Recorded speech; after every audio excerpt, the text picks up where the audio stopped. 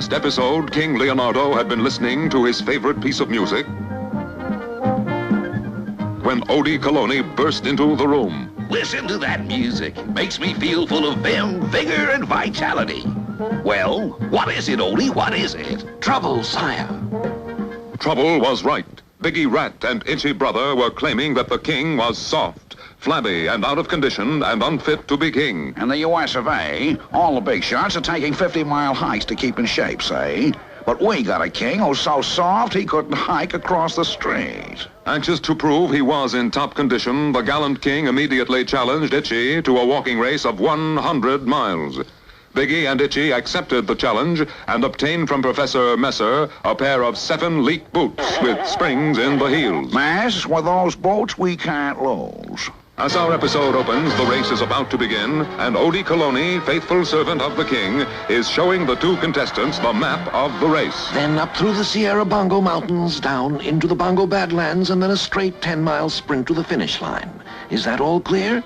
So let's put the show on the road, man. Ready, sire? Ready! Very well.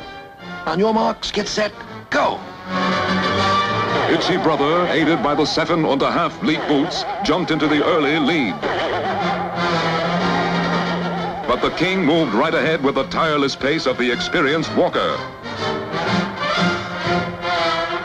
I might have known it. We've been tricked.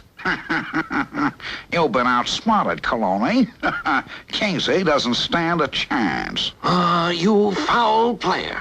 But justice will triumph. Slow and steady wins the race. Slow and steady is for suckers, pal. Cheating is what wins, see?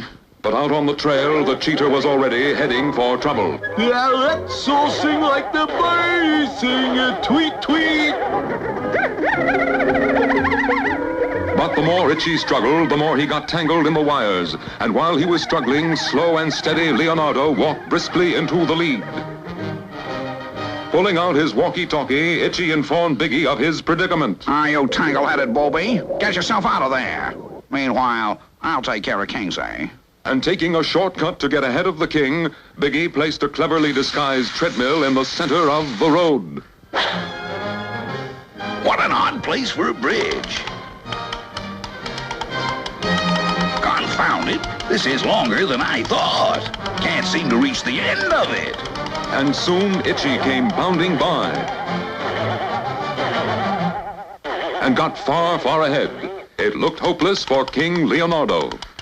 Until, pounding through the snows of the Sierra Bongo Mountain, Itchy got his springs wet, and soon they rusted.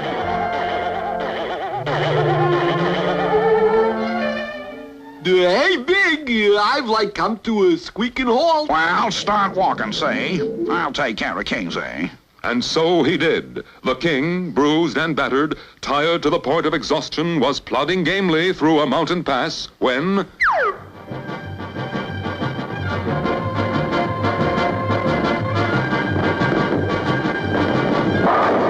Down through the pass and out into the Badlands, the huge snowball rolled, picking up everything in its path.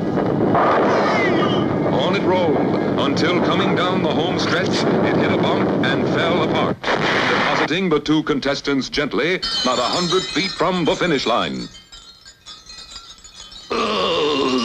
Come, sire, you can make it. I can't. Too tired.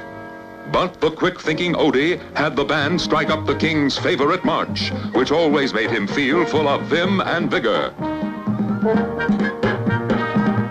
And it worked. The king revived and strode across the finish line to the tumultuous cheers of his adoring subjects, proving once and for all that he was in fine physical shape, ready for any adventure. So don't miss the next exciting episode of The King and Odie.